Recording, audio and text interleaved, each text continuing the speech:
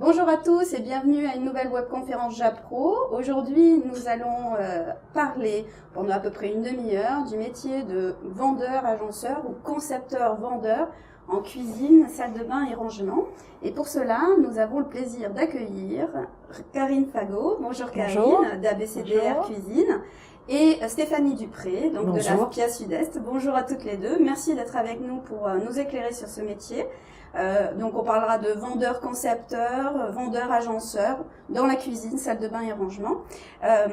Donc merci à tous et donc à nouveau bienvenue à cette webconférence qui est Stéphanie et Karine en direct. Voilà, donc nous avons avec nous des internautes de l'autre côté de la caméra qui ont la possibilité d'interagir avec nous tout au long de cette webconférence, poser des questions, réagir à ce que vous allez pouvoir nous donner comme information sur ce métier.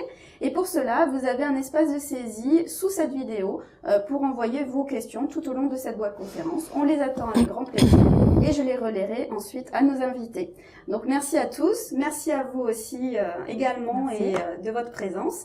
Donc nous allons parler pendant une petite demi-heure donc de ce métier de vendeur, concepteur, agenceur en cuisine et salle de bain. Mais avant que les questions de nos internautes arrivent, je vais vous laisser peut-être vous présenter. En quelques mots, nous dire un petit peu qui vous êtes. Voilà. Karine. Donc Karine Fagot, j'ai une entreprise qui s'appelle ABCDR en Haute-Savoie, à Thonon-les-Bains. Cette entreprise fait effectivement de l'agencement intérieur et également de l'architecture d'intérieur, puisque de plus en plus on se rend compte que nous sommes amenés à faire, en plus de l'agencement, tous les travaux annexes et les travaux qui gravitent autour de ces agencements, puisque qui dit agencement neuf dit également peinture, parfois carrelage, et puis pour les salles de bain, sanitaire, plomberie, électricité, etc. Et de plus en plus, les gens qui font appel aux concepteurs, vendeurs, je préfère le terme de concepteur parce qu'il y a une connotation créative derrière concepteur qu'on n'a pas dans agenceur. Et le propre de mon entreprise est vraiment, ce qui fait la différence, c'est vraiment la création, la créativité qui nous caractérise. Donc, effectivement, après on navigue au sens large dans l'intérieur de nos clients. Donc on va essayer de se concentrer sur la conception-vente de cuisine et salle de bain. Je vais essayer de pas trop déraper et de rester sur ce fil conducteur. On aime bien les dérapages. Et donc mon entreprise existe depuis 10 ans maintenant.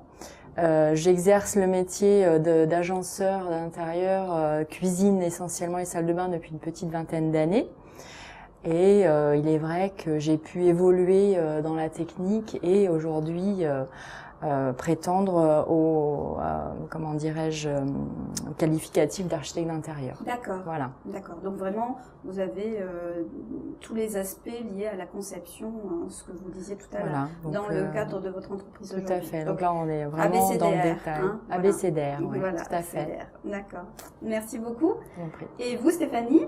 Donc Stéphanie Dupré, je suis directrice du centre de formation AFPIA Sud-Est situé à Lyon 3e. Qui est un centre de formation référent dans tout ce qui est l'aménagement des espaces de vie. D'accord.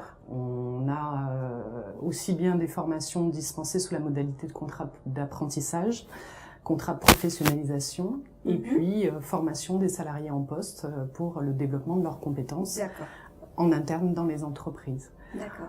Donc on forme du CAP jusqu'au BTS sur 12 formations différentes. Et puis ensuite, on fait du sur-mesure pour nos entreprises et pour les accompagner au mieux au développement des compétences de leurs salariés. D'accord. Donc, évidemment, vous êtes partenaire.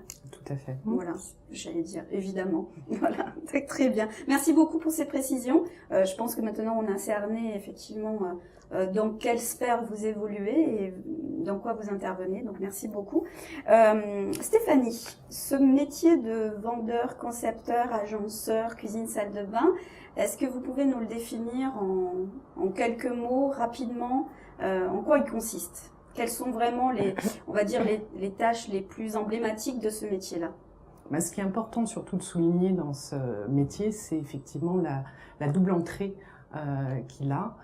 dans la mesure où effectivement il y a une partie vente, puisqu'on parle de vendeurs, qui est importante sur ce métier, mais une partie conception qui va parfois même jusqu'à la création, et effectivement c'est important de le souligner, et qui fait effectivement les deux volets de ce métier et de cette formation. D'accord. Oui, c'est ce que disait Karine, hein, c'est-à-dire que le volet vraiment lié à la conception, c'est aujourd'hui quelque chose qui est essentiel, voire nécessaire pour répondre aux besoins exprimés, je pense. Disons que tout dépend du positionnement de l'entreprise en tant que avec ses salariés, vendeurs, agenceurs. Le positionnement, il peut être essentiellement commercial. Mon positionnement en tant que petite entreprise, il va être de faire la différence justement à travers cette créativité. D'accord. Donc c'est cette créativité qui va m'amener 90% de bouche à oreille et de clients. Oui. Une enseigne X n'aura pas besoin de cette créativité pour avoir du client, parce que leur enseigne fait l'influence Donc effectivement, je pense que c'est un métier qui est très large, qui peut nécessiter impérativement cette créativité, comme cette créativité peut desservir dans un autre magasin ou sous une autre enseigne qui a un positionnement essentiellement commercial et qui va faire des choses assez basiques parce que ça répond aussi à un autre besoin. Il n'y a pas il y a pas rien de péjoratif dans ce que je dis. C'est vraiment deux métiers différents. La cible en fait, voilà, et le souhait que l'enseigne ou l'entreprise a souhaité mettre en avant. Voilà. C'est-à-dire que ce sont deux dimensions qui sont essentielles, si je ne me trompe pas. Après, il y en aura une qui prendra le pas plus sur l'autre en fonction de l'endroit où on va exercer. C'est ça. Tout à fait. Si je ne me trompe pas. Donc, justement, en termes d'exercice, merci beaucoup pour cette définition de ce métier. Évidemment, on va compléter, hein, mais au moins, ça nous permet de cerner vraiment, on va dire les compétences liées à ce métier essentiel. Où est-ce qu'on va retrouver ce métier de vendeur, concepteur, agenceur en cuisine, salle de bain? Dans quel type de structure? Donc, des petites structures comme les vôtres. Votre structure à vous, elle est de combien de collaborateurs? Nous sommes 3. D'accord. Donc, on est 2 à la conception-vente. Et gestion de chantier, du coup, ça c'est pareil, c'est une dimension qui intervient dans une entreprise comme la mienne, mais pas dans d'autres. D'accord. Où le métier s'arrête à la conception-vente et après quelqu'un prend le relais. On gère nos chantiers de A à Z et donc une assistante commerciale qui va accueillir les clients, prendre des rendez-vous, renseigner sur l'entreprise, sur ce qu'on fait, etc., etc. D'accord, très bien. Donc vous êtes donc plutôt une petite entreprise. On a parlé d'enseignes, on ne va pas les citer puisqu'on n'est pas là pour faire de la publicité. Et puis ils en ont pas besoin. Mais est-ce que ce sont les deux pôles vers lesquels on peut exercer ou il y en a d'autres? Alors effectivement, aujourd'hui, le secteur de la cuisine est d'abord lié effectivement à un certain nombre d'indépendants, de cuisinistes ou d'entreprises qui font de la conception du sur-mesure pour leurs clients depuis X années, y compris dans d'autres domaines que peuvent être la salle de bain, le dressing, donc le rangement. Et puis après, comme c'est un marché qui est effectivement en évolution, qui est exponentiel, beaucoup d'enseignes se sont intéressées au secteur de la cuisine et aujourd'hui, on retrouve un certain nombre effectivement de pôles cuisine ou de vente de cuisine dans un certain nombre d'enseignes qui sont des enseignes de la grande surface de bricolage à la grande surface de vente d'électroménager, où là effectivement on trouvera ce métier-là avec des dimensions différentes, puisque effectivement il y aura peut-être plus de ventes que de conception, et vice versa quand on va dans des structures qui sont plus petites et qui ont un accueil client et un sur-mesure qui est différent. D'accord. Aujourd'hui, merci à toutes les deux. Aujourd'hui, vous êtes en mesure de nous indiquer, est-ce que c'est plutôt les grosses enseignes qui sont porteurs d'emploi ou est-ce qu'on est sur un 50-50 je dirais le marché est de toute façon en évolution constante parce que sur le marché d'ailleurs du du meuble dans l'absolu, puisque la cuisine fait partie de ce secteur. C'est le segment qui est toujours le plus en évolution depuis ces dernières années, malgré, entre guillemets, les petites difficultés conjoncturelles qu'on a pu connaître ces dernières années. Donc c'est un marché qui est vraiment exponentiel. Il faut savoir effectivement que dans l'absolu, en France, on renouvelle notre cuisine tous les 8-10 ans. Voilà, alors que dans d'autres pays, c'est beaucoup plus, il y a un turnover et un renouvellement beaucoup plus important, que tout le monde n'a pas une cuisine équipée encore chez soi et que c'est exponentiel. Donc d'où le fait que certaines grandes enseignes s'y intéressent. Il n'y a pas vraiment de proportion. Je crois qu'il y a un marché aujourd'hui qui s'adapte à tous les besoins et toutes les cibles de clients, parce qu'on peut avoir effectivement de la cuisine de très haut de gamme, qu'on ne trouvera pas forcément, bien évidemment, dans des enseignes ou grandes enseignes. Et puis des cuisines beaucoup plus abordables, qui sont plus de l'entrée de gamme, qu'on va pouvoir effectivement trouver dans des grandes enseignes. Donc moi j'aurais tendance à pas donner précisément de proportion, parce que chacun a sa place. Et que ce qu'on sait par contre, c'est que il y a un besoin et il y a surtout une capacité d'insertion professionnelle derrière qui est très importante, puisque tous ceux qui sont, en tous les cas, dans ce secteur de la vente et de la conception de cuisine, ont des besoins de vendeurs concepteurs. Oui, d'accord. Donc, il n'y a pas forcément l'un qui prend le pas sur l'autre. Il y a des différences, c'est ce que vous disiez, Karine, c'est-à-dire que vous, quand vous avez créé votre agence, comment on appelle ça?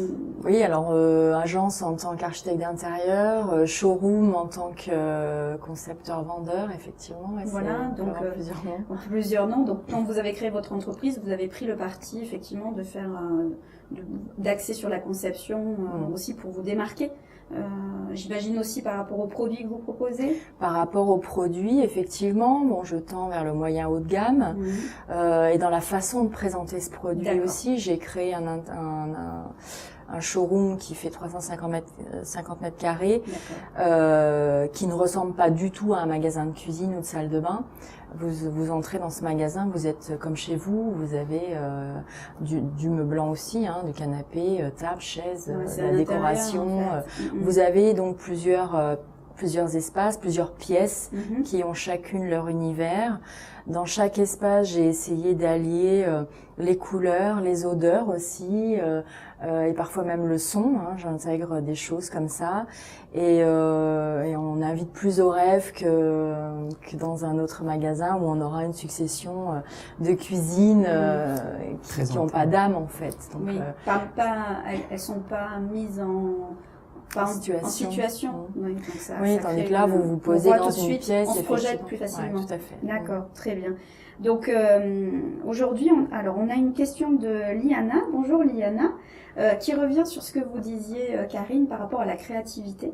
Et elle se demandait, mais est-ce qu'il faut être bon en dessin pour faire ce métier-là? Est-ce que vous pouvez donner une réponse à Liana? Alors aujourd'hui, non, il n'est plus nécessaire d'être bon en dessin. Si vous pouvez croquer vite fait sur une feuille de papier pour montrer à vos clients ce que vous êtes en train d'imaginer pour eux, parce que la première phase, qui est la phase de découverte du client, on n'intervient pas du tout au niveau du 3D, etc. Donc c'est vraiment une phase où on va discuter avec le client, on va essayer de comprendre son besoin, ses attentes, ses impératifs, ses goûts, tout un ensemble de choses qui sont très difficiles à communiquer quand on ne se connaît pas. Et si on peut croquer quelque chose, c'est vrai que c'est super, on a un plus. Mais ça s'apprend, on peut acheter un livre de croquis, ça s'apprend très facilement. Après, il n'est pas nécessaire de savoir dessiner, étant donné qu'on a des outils de 3D qui sont ultra performants. Si on aime l'informatique, ce qui est mon cas, le jour où ces logiciels 3D sont sortis, je me suis crue au paradis, parce que je m'éclate avec ça, et on peut aujourd'hui avoir des rendus photos bluffants. On voit sur mon site quelques rendus photos de projets que j'ai réalisés, et on a l'impression qu'on est déjà dans le projet. Donc il n'est pas nécessaire de savoir dessiner, il faut juste avoir de l'idée, du goût, et surtout de savoir s'adapter à son client et capter quelques éléments en fait pour pouvoir développer après. D'accord. Donc l'IANA, c'est pas une nécessité, c'est pas un, mais il y a un plus, voilà, c'est un plus. Voilà. Aujourd'hui, alors je reviens à ce que vous disiez. J'ai deux questions en fait. Là, on va pas faire ça dans l'ordre. La première, c'est par rapport aux phases. Là, vous étiez en train de dire la première phase, c'est la première prise de contact, etc. Et justement, comment se met en place, enfin, votre quotidien. Disons que quand vous êtes en phase de conception et quelqu'un vient vous voir, a des besoins, comment ça se passe? Voilà. Alors, je reçois, donc soit c'est une construction et on travaille sur plan, soit c'est une rénovation et j'ai pris mon parti de me déplacer chez les clients. Donc là, c'est pareil, c'est encore une différence par rapport... Dès le premier rendez-vous. Dès la première... Surtout au premier rendez-vous. D'accord. Parce qu'en fait, sur une rénovation, chaque maison a un style, une âme. Les gens ont un mode de vie différent, tous un mode de vie différent, et ça, on peut l'appréhender quand on va sur place. Donc ça, c'est encore une différence par rapport à des enseignes qui ont des vendeurs agenceurs qui ne se déplacent jamais tant qu'il n'y a pas une signature, une vente effectuée.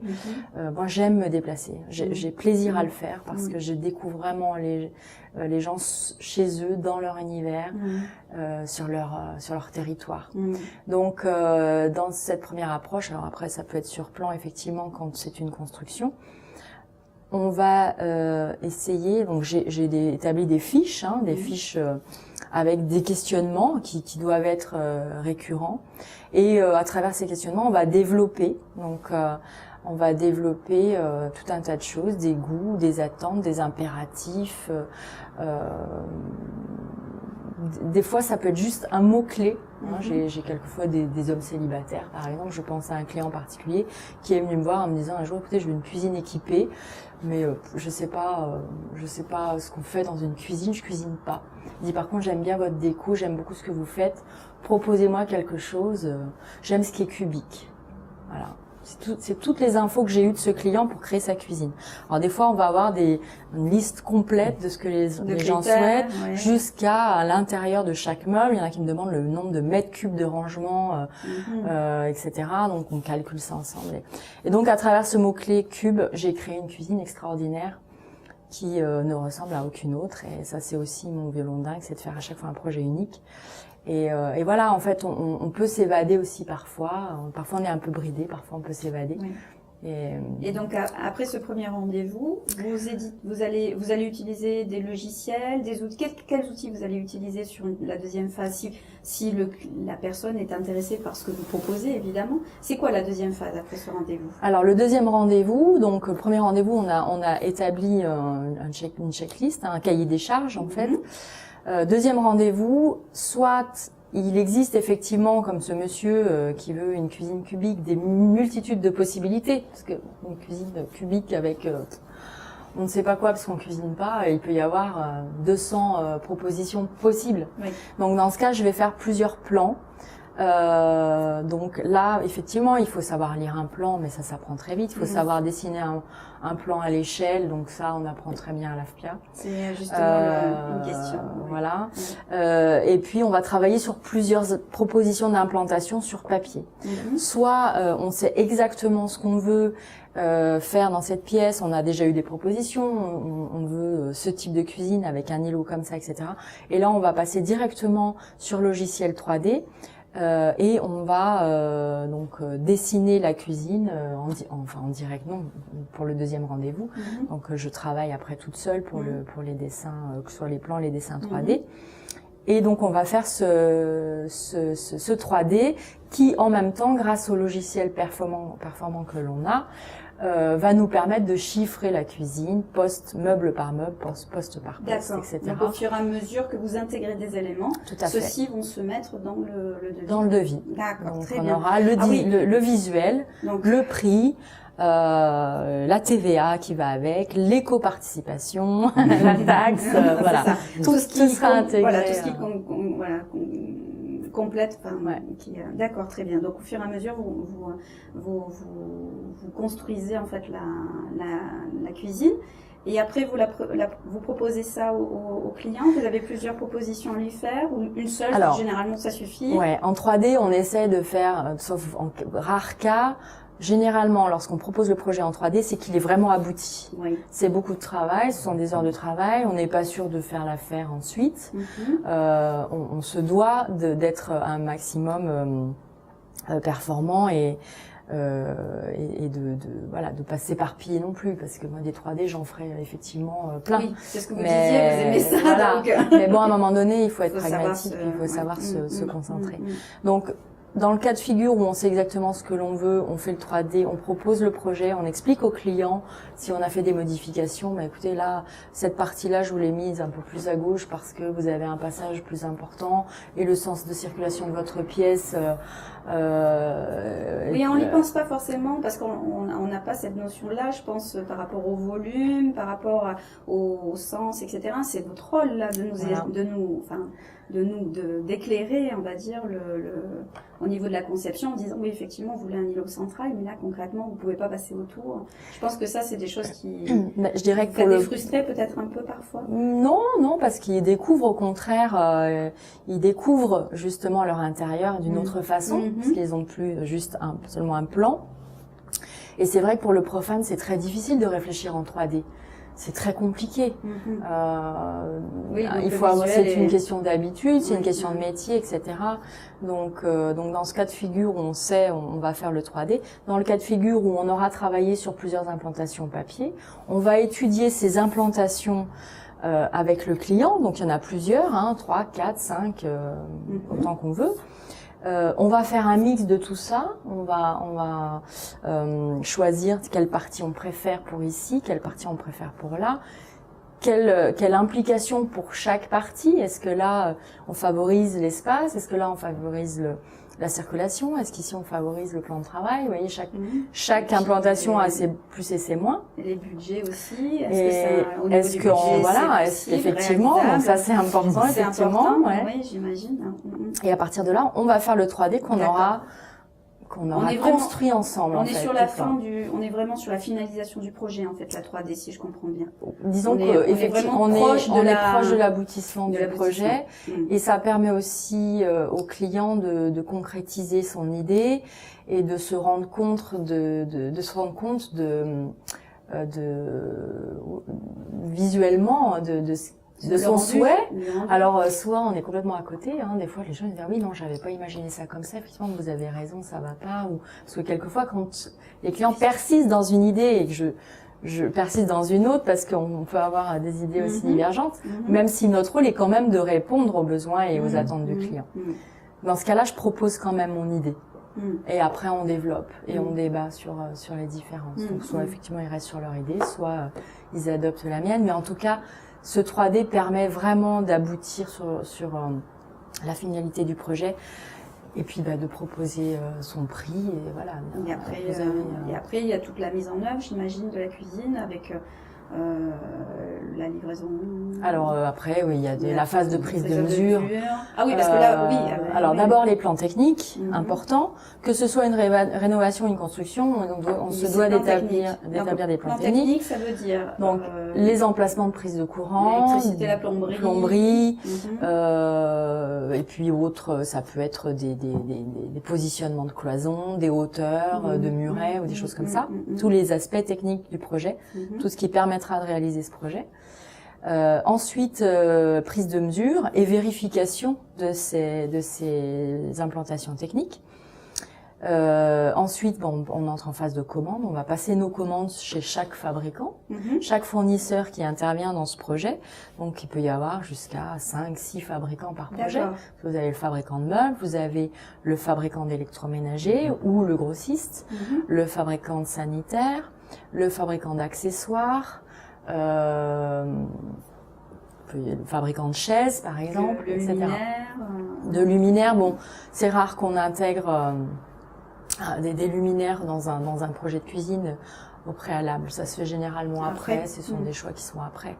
Parce que concevoir une cuisine, c'est c'est pas compliqué, mais c'est complexe et ça nécessite énormément de questionnements. Les gens sont très surpris du nombre de questions que je peux leur poser en fait. Souvent très surpris. Donc ils s'attendaient pas à rester parfois 2 ou 3 heures. Hein. Oui, c'est des rendez-vous qui sont longs. Qui peuvent être longs. Qui peuvent être très longs. Et ensuite, passage de commande, donc chez les fabricants. On travaille avec, moi je travaille avec une plateforme chez qui je fais livrer toute la marchandise. Cette plateforme regroupe par client chaque fabricant, donc chaque cuisine en fait de tous les fabricants, et ensuite relivre chez le client et le poseur intervient pour finaliser le projet. Et là c'est, moi je dis 80% de la réussite du projet. C'est le poseur. C'est le poseur. Oui. C'est lui qui va apporter la touche finale et qui va faire en sorte que ce qu'on a dessiné ressemble à quelque chose. Ce qui est posé. C'est sûr. Oui, c'est la réalité. Tout à fait. Très bien. Et donc vous intervenez à la fin pour valider, j'imagine, lorsque tout ça... Alors moi j'interviens à la fin pour boire une coupe de champagne. Ah, c'est le meilleur moment. Voilà, pour boire une coupe de champagne ou éventuellement prendre des photos. Je fais appel à des photographes professionnels. D'accord. Sur mon site internet, on trouve que des photos de photographes. Et voilà, on fait. Pour valoriser. Mais souvent, on se fait une petite réunion après, une petite visite. C'est le moment privilégié en fait. Les 2 moments privilégiés pour moi dans une relation avec mes clients, c'est le premier rendez-vous et c'est le dernier rendez-vous. Voilà, c'est vraiment l'aboutissement du projet. Et il m'arrive très souvent d'entrer. Alors quand c'est une rénovation, des fois c'est assez spectaculaire, mais d'entrer chez mes clients et de faire waouh. Et ça, c'est vraiment kiffant parce qu'on a vraiment le résultat de notre travail. Oui.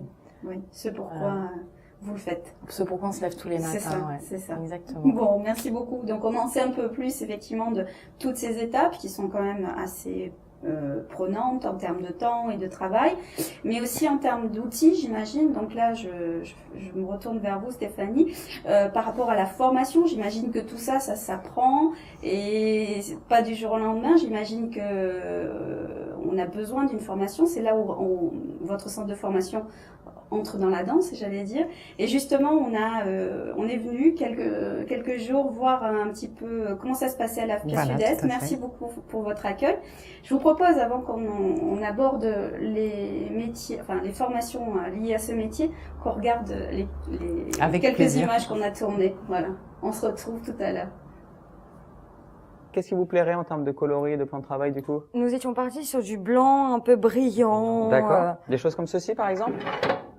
Effectivement, oui. Malgré les apparences, Thaïs, Ashraf et Loïc ne sont pas dans une entreprise, mais dans une salle de cours, leur salle de cours.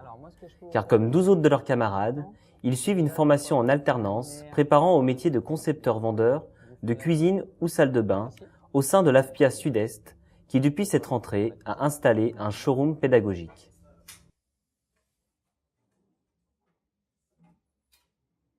Le nouveau showroom qui est présent aujourd'hui à l'AFPIA est très pratique pour les nouveaux alternants, surtout pour quelqu'un comme moi qui débute dans le monde de la cuisine. Je ne savais pas ce que c'était un filler. Donc aujourd'hui, avec ce nouveau showroom, on peut facilement se mettre en situation. On visualise très bien ce qu'est la conception au niveau physique et au niveau technique. Et donc pour conclure, je dirais que c'est un cadeau que nous fait l'AFPIA aujourd'hui. Là, tu as 2 façons de faire. Soit tu veux que tout ton dressing soit installé sur socle et sur plancher. La formation de concepteur-vendeur cuisine et salle de bain est dispensée sur 12 ou 15 mois en alternance. Elle répond à la nécessaire professionnalisation de ce métier. Cette formation est nécessaire aux professionnels de l'aménagement des espaces de vie pour faire face aux évolutions du marché de la cuisine, salle de bain et rangement et aux nouvelles exigences des clients. À peu près 800 000 cuisines sont vendues en France chaque année et près de 6% des ménages ont une intention d'achat de cuisine intégrée à un espace de vie. Dans le cadre de ces évolutions, il est donc indispensable de professionnaliser ce métier.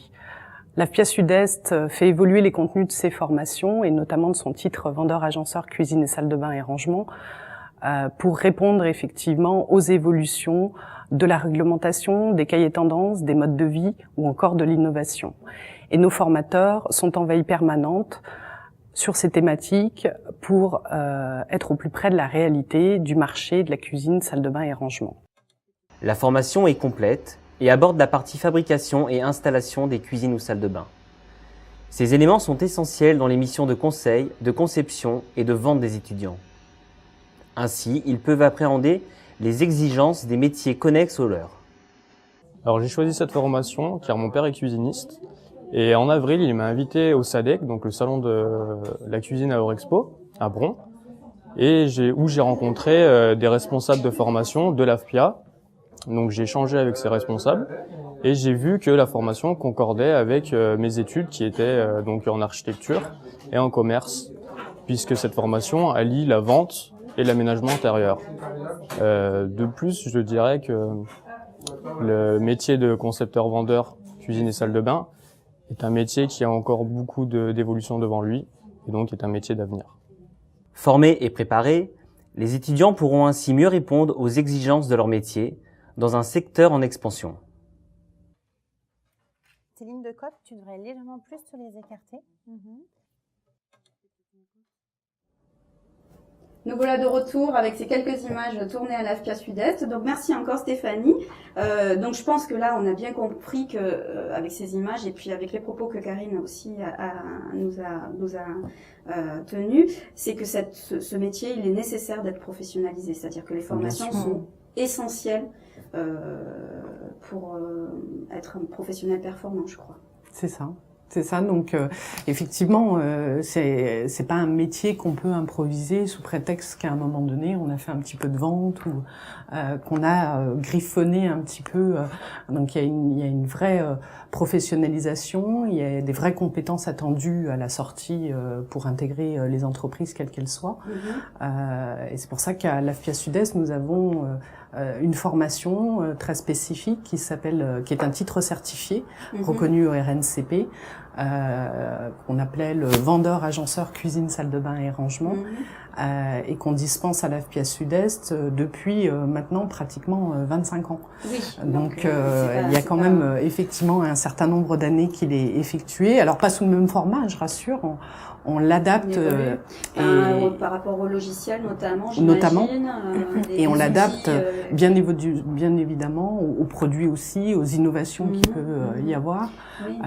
Et donc, grâce au showroom justement qu'on a vu dans les images. Et grâce au showroom, ça permet effectivement d'avoir un espace pédagogique qui ressemble pour beaucoup à un showroom cuisine qu'on peut trouver dans son entreprise quand on est en alternance et pouvoir faire les exercices qui vont bien pour se professionnaliser à la vente notamment. Très bien. Je rebondis, donc il y a une question de Fabien. Bonjour Fabien, qui justement fait le lien avec ce dont on est en train de parler, qui demande quelles compétences et quels diplômes sont primordiaux pour être concepteur, vendeur, agenceur en cuisine, salle de bain et rangement. Donc évidemment on parle de ce titre qui est dispensé à l'AFPIA, mais j'imagine que au niveau du territoire français, il y a bien d'autres cursus de formation qui existent. Alors j'ai envie de vous dire non, pas sous ce format-là. Le titre certifié est un titre effectivement qui est propre à l'AFPIA Sud-Est, qui est dispensé aussi à l'AFPIA Ouest, qui se situe à côté de Nantes.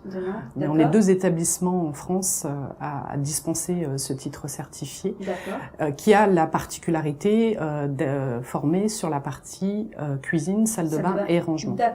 Il existe une autre formation qui est un certificat de qualification professionnelle, ce qu'on appelle le CQP, de cuisine, qui est rattaché au syndicat des cuisinistes, et pour lequel d'ailleurs on est aussi habilité depuis cette année, et qui est propre là juste à la formation en cuisine. D'accord, cuisine. Mais effectivement, il existe que, je dirais, ces 2 formations qui peuvent préparer de façon professionnelle à ce métier sur tout le territoire, ce qui est effectivement très compliqué puisqu'il y a un certain nombre de besoins. Après, effectivement, il y a un certain nombre de compétences attendues pour répondre à Fabien. La deuxième partie de la question de Fabien. Je dirais que dans l'absolu, idéalement, Aujourd'hui, on a une sensibilité sur un titre certifié qui est souvent je dirais une professionnalisation d'un projet professionnel qui veut aboutir, avec des prérequis qui peuvent être soit dans la partie commerce, puisqu'on est effectivement sur une des compétences qui est la vente. Donc un bac pro commerce, des choses comme ça pour avoir déjà une sensibilité. Mais après, ça peut être aussi des diplômes qui sont liés au métier du bois, des métiers d'art. L'intervenant parlait un BTS lié en architecture. Voilà, le BTS, effectivement, études et réalisations d'agencement conviendrait très bien puisqu'on serait sur un agencement qui serait plus propre et dédié à la cuisine avec une partie conception et création. Donc je dirais que dans l'absolu, il n'y a pas un prérequis spécifique, si ce n'est qu'après, effectivement, on va jouer vraiment sur les prédispositions des candidats à apprendre un métier, puisque c'est un métier qui s'apprend à part entière. On parlait de dessin tout à l'heure, c'est un apprentissage aussi. Même si c'est pas, voilà, même si on n'est pas issu des métiers, voilà. Mais on l'apprend. On l'apprend. D'accord, c'est par rapport à la question de Liana tout à l'heure. D'accord. D'accord. Donc aujourd'hui, on parle plus de professionnalisation du métier, c'est-à-dire pas un cursus où on arrive directement vendeur concepteur, mais on passe par des RNCP ou le deuxième que vous avez cité, le CQP. Le CQP, oui. Voilà. Donc on est sur une professionnalisation. Donc on n'arrive pas directement sur ça. Et avec des dimensions, les deux dimensions que vous avez citées tout à l'heure, plutôt la vente ou plutôt la conception. En fonction, on va trouver une chaussure à notre pied. Vous-même, quand vous recrutez des collaborateurs, quelles compétences vous recherchez? Alors, c'est très difficile. Bon, moi, je suis déjà dans un secteur un peu particulier, puisque Thonon-les-Bains, c'est un petit peu un cul-de-sac. C'est pas un endroit jeune où on a des universités, etc. C'est difficile de trouver des gens qui soient en mesure de faire ce métier-là dans notre région. Vraiment très difficile. D'accord. Je crois que les cuisinistes, enseignent ou pas, ont beaucoup de mal à recruter.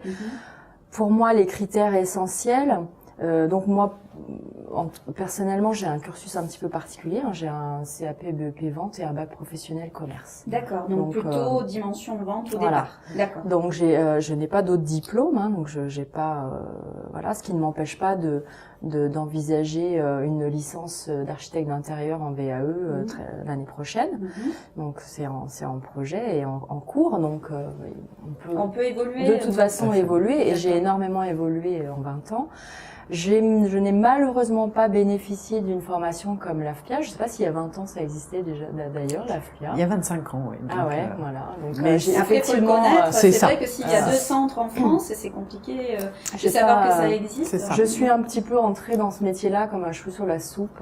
Je travaillais dans l'alimentaire. On m'a demandé, donc j'ai toujours un petit peu dessiné. On m'a demandé un jour, un ami qui était cuisiniste, travaillait pour un magasin, une enseigne de cuisine, m'a dit: est-ce que tu peux me faire des perspectives pour que je puisse montrer à mes clients? J'ai acheté un livre de perspectives parce que je faisais des portraits et des natures mortes, donc j'ai rien à voir. Donc j'ai acheté un livre de perspectives. J'ai commencé dans ce métier-là comme ça en fait. D'accord. Et puis un jour, j'ai dit, l'alimentaire ne m'amuse pas, j'ai envie de faire quelque chose de plus créatif, et j'ai poussé la porte de ce cuisiniste qui m'a embauchée, et j'ai commencé comme ça. Mais je pense que je serais entrée dans une structure comme l'AFPIA, j'aurais gagné facilement 2 ans sur la partie technique du métier. La partie vente, on l'a dans le sang, plus ou moins, je veux dire, c'est... en fait, l'essentiel de la vente, il est pas compliqué. C'est de l'empathie et aimer les gens. Simplement aimer les gens et s'intéresser à eux. C'est pas plus compliqué que ça, en fait. Dès l'instant où on a ces traits de caractère, on peut avancer dans ce métier-là sans problème, même si techniquement on est un petit peu en berne. Mais oui, parce qu'il y a des solutions, il y a des formations. Voilà. Donc aujourd'hui, l'atout pour répondre à votre question, c'est vraiment la partie technique qui est importante. Et c'est sur cet aspect-là où moi j'ai vraiment du mal à trouver des gens. qui répondent. Alors j'ai encore pas fait appel à l'AFPIA pour prendre un apprenti, mais là j'y songe sérieusement, donc à partir de septembre, parce que justement j'ai eu des salariés qui étaient censés avoir de l'expérience, et je me suis rendu compte que l'exigence de mon entreprise, étant donné qu'on est plus dans la créativité, on est aussi beaucoup plus dans la technique. Et plus on fait des choses qui sortent de l'ordinaire, plus ça nécessite d'avoir des compétences techniques. Et c'est ces compétences-là qui manquent aujourd'hui, à mon sens, dans notre métier et dans notre notamment territoire. Sur votre territoire. Territoire géographique, mais territoire aussi positionnement, secteur d'activité. Et c'est en cela que l'AFPIA est vraiment intéressante, et pour ceux qui entrent pour travailler dans ce métier-là, et pour les entrepreneurs comme moi. Oui, surtout que je pense que vous l'avez dit, mais la formation est effectivement en alternance.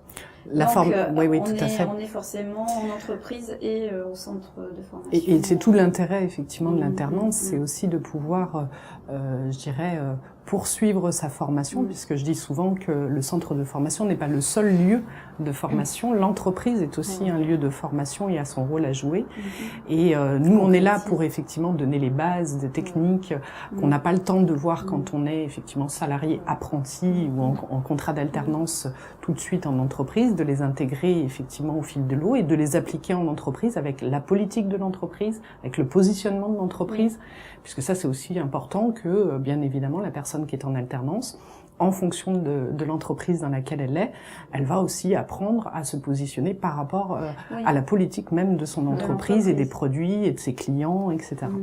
Donc cette alternance, elle est intéressante dans ce sens-là, c'est-à-dire que comme on est dans la professionnalisation, on a bien évidemment aussi bien besoin de l'entreprise que de l'autre côté du centre de formation pour être sûr d'aller un petit peu plus vite et surtout de mettre en pratique tout de suite pendant la formation et d'évoluer au fil de l'eau pour être, souvent je dis quasi opérationnel, parce que je crois que ce qui est important aussi de dire, mais je crois que tout le monde est bien au fait de ça, c'est que et Karine le disait, elle va se former à une licence. La formation, c'est tout au long de la vie, et on apprend aussi tous les jours dans son quotidien.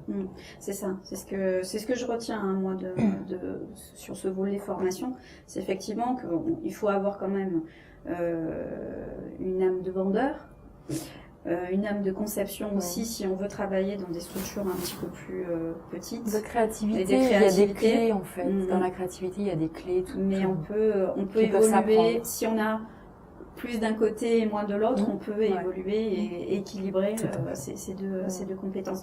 On est vraiment sur ces deux entrées-là, si je comprends bien. D'accord, très bien. Merci beaucoup. J'espère que Fabien, vous avez eu des informations un peu plus précises par rapport à votre question sur la formation, le cursus et puis l'évolution aussi de celui-ci tout au long de la vie, comme vous l'avez très bien dit.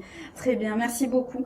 Je pose toujours une question assez traditionnelle dans les webconférences Japro, qui est de savoir, et là je vais vous interroger vous Karine, qu'est-ce qui est le plus difficile dans votre métier, et qu'est-ce qui est, par contre, qu'est-ce qui fait que vous levez le matin et que vous vous posez jamais la question, vous vous dites que c'est le bon métier que vous avez choisi?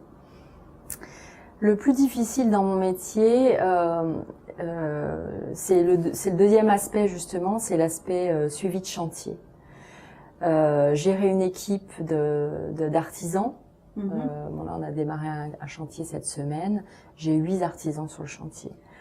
C'est faire un planning, c'est gérer les retards des uns, les absences des autres, les découvertes quand il s'agit d'une rénovation. Les découvertes des petites surprises quotidiennes, voilà. Et puis ça va être aussi parfois, mais c'est quand même assez rare maintenant, on reçoit une cuisine, une porte est abîmée, un meuble n'est pas de la bonne dimension, donc la gestion du SAV, du service après-vente en fait. Toutes les petits cailloux qui viennent se mettre dans cet engrenage qui normalement devrait être bien huilé dès l'instant où on a répondu à l'attente du client, où on a bien fait nos plans, où techniquement l'AFPIA nous a formés, on sait ce qu'il faut faire et le projet au moment de la commande il est parfait. Mais après il y a plein de petits grains de sable qui viennent se mettre dans tout ça. Et c'est ça qui est difficile dans notre métier en fait. D'accord. Parce que c'est une perte de temps, parce que c'est une perte d'énergie, ça mine un petit peu de temps en temps. Des fois on se dit mince, ça devrait fonctionner, ça fonctionne pas, enfin voilà.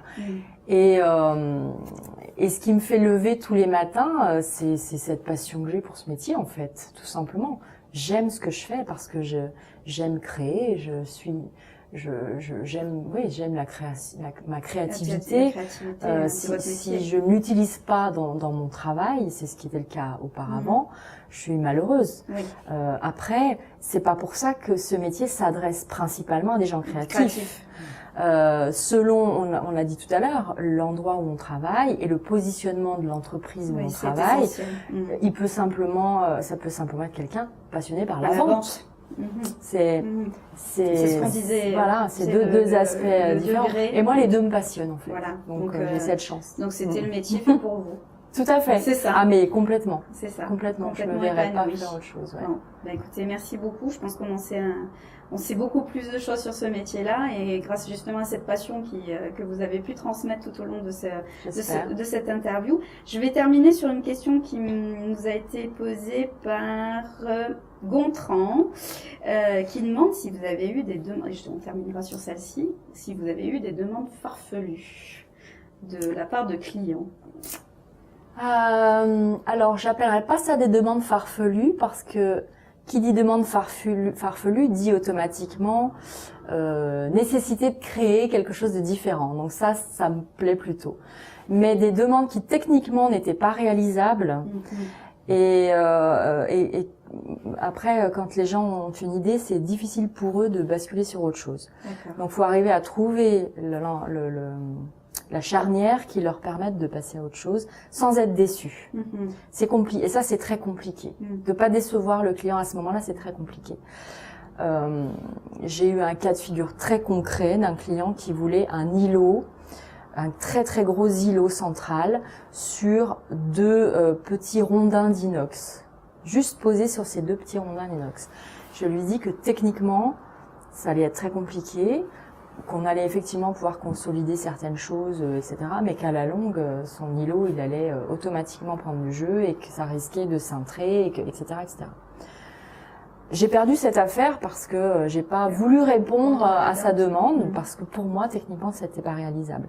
Il a fait ce projet chez un autre cuisiniste, qui lui a réalisé. J'habite dans un village, Thonon-les-Bains, c'est 35 000 habitants, donc tout le monde se connaît. Et j'ai eu l'occasion, peut-être 3-4 ans après, de rencontrer le frère de ce monsieur. Et je lui ai demandé du coup des nouvelles de sa cuisine, de son projet. Ça m'intéressait de savoir s'il avait vraiment réalisé ça finalement. Donc c'était le cas. Et comment ça se passait. Et donc effectivement, il avait des gros soucis avec sa cuisine. Donc il faut, voilà, c'est pas tellement le côté farfelu qui me gêne, c'est le côté pas réalisable techniquement ou bon, voilà. Mais enfin, en expliquant les choses correctement aux gens, généralement, ils sont pas trop bornés, ils comprennent assez qu'il faut essayer de glisser vers autre chose et trouver des compromis, quoi. Oui, techniquement, quand on peut pas, on peut pas. Hein, voilà. Exactement. C'est ça. Très bien. Merci beaucoup. Merci à vous. On a passé un petit peu plus d'une demi-heure ensemble. Voilà, on avait beaucoup de choses à dire, beaucoup d'informations. J'espère que pour vous, vous en savez maintenant un petit peu plus sur ce métier de vendeur, concepteur, agenceur en cuisine, salle de bain et rangement. On a beaucoup parlé de la cuisine, de la dimension cuisine. Mais c'est vrai que la salle de bain et le rangement, je pense que l'aspect et toutes les étapes liées au projet doivent être à peu près similaires. C'est ce que je me dis.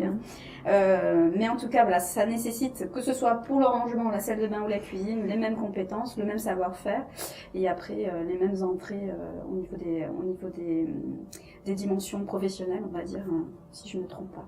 Donc merci beaucoup mesdames, merci de votre présence.